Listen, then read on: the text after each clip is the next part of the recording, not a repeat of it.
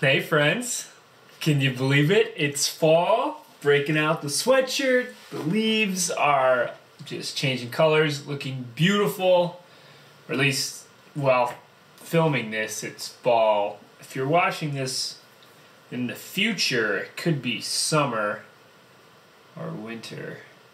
What I wanted to talk about today was 5 apps that have helped me over the last couple of years travel. And more importantly, save some money while traveling.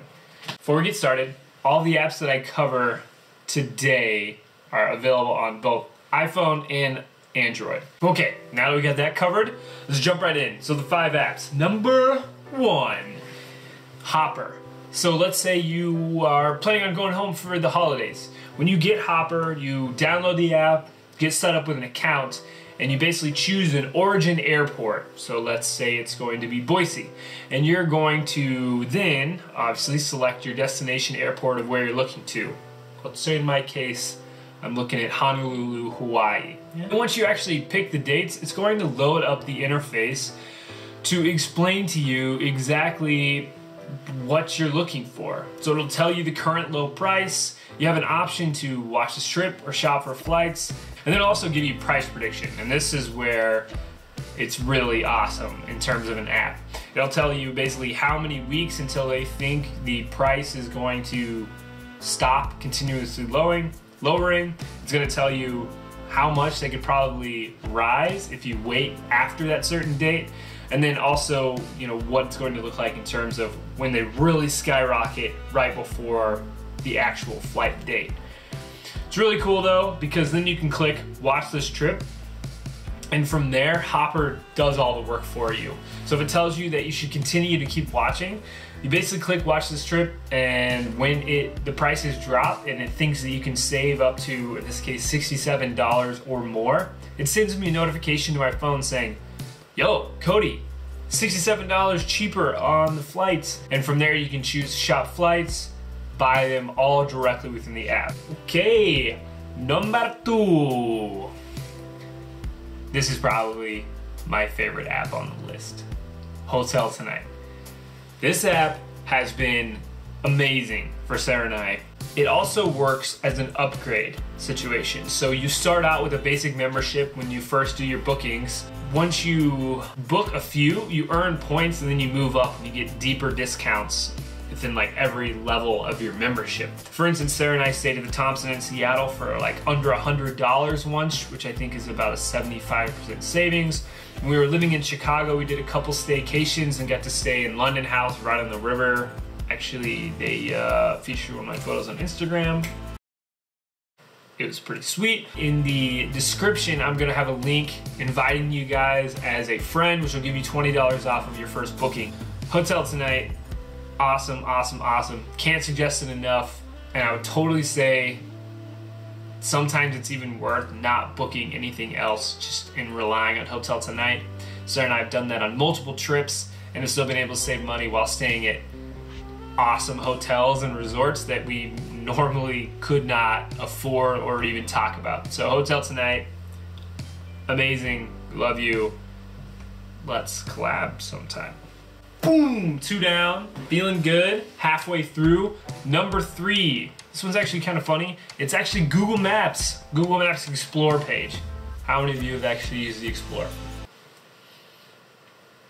A lot of you, maybe a lot of you, maybe none of you, or maybe all of you. Google Maps Explorer is actually great. When you click on a restaurant, not only does it give you the usual Google Maps display, but as you scroll down, it'll show you the hours and the popular times that they're there. So a lot of times when you're traveling, maybe you have already been on the go all day, you don't want to sit around and wait in a restaurant a ton.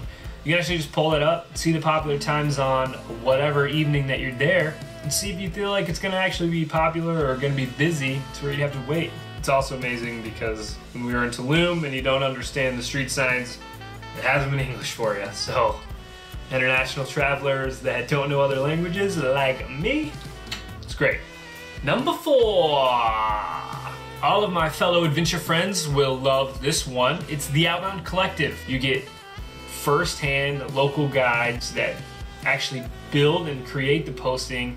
They also do reviews, You can see different photographs that people are posting of their different times there, how trailheads may have changed just in case you are hiking, or if for some reason you're going in the spring and that trail's not accessible because it's too muddy, like you can just check the reviews. I actually noticed when we first moved to Boise that one of the trails we did early on was not on the Outbound Collective. So, you know, I took a few photos, posted it, now it's in the community, people are reviewing it, people are going on it, and so it's just a really, really cool app to find, you know, where the locals are at and where the locals spend their time outdoors. Mambo number 5, Airbnb. This one's pretty obvious, that's why I wanted to save it for last. Airbnb is just gonna be your option if you want a home away from home. If you want a place where you can save some money and cook some of the meals on your own, you get actually immersed into the community, feel like a local. They obviously have tons of locations all over the world. Airbnb is just a great option for a lot of different types of travelers and traveling. If you've never used Airbnb, I highly encourage you to do it. Also, link in the description for a discount code on your first Airbnb booking if you are one of those people that have never tried it.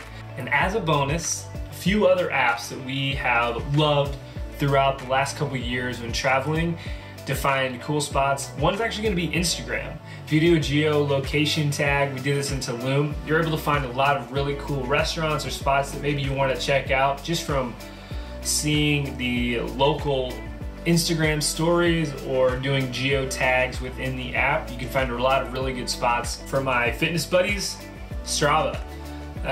People are going to be posting different runs or hikes and activities that they're doing around that area. If you actually just search the location that you're in on Strava, you might be able to find a really good spot to go for a quick run, break up the travel, kind of stretch everything back out after getting on a plane, or do a local hike. Strava's going to be a good option, and then obviously Lyft. You know, it's nothing's worse than walking around the city that you don't know in and get lost and not be able to find your way. So Lyft is a great option. All right, that'll do it for me. Those are the apps that we've loved over the last few years, doing quite a bit of traveling.